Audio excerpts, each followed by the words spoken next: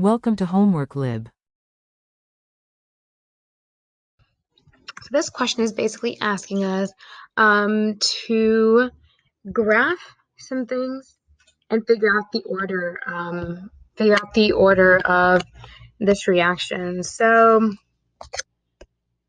if we are given the plots, or we're not given it obviously, if we draw the plots of concentration versus time, ln of concentration versus time, 1 over concentration versus time, right?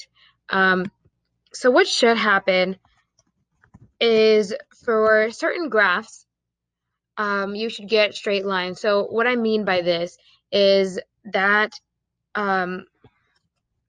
for the zero order graph, if it is zero order, you should get a straight line. If it's not, you're going to get like a wonky curve. If it's first order, you're going to get a straight line, or you'll get a wonky curve. You'll get a straight line like this, not like the other two, or you'll get a wonky curve for second order.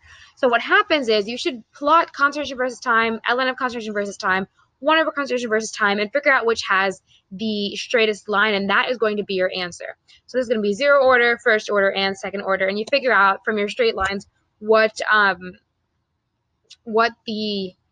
out from your lines and how straight they are what the order is.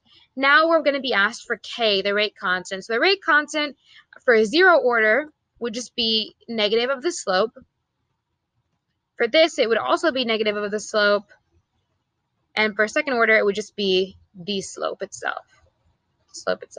So all this is going to come from some pretty easy graphs. As long as you make those 3 graphs, a concentration, ln concentration, 1 over concentration, you should be able to get your answers pretty easily.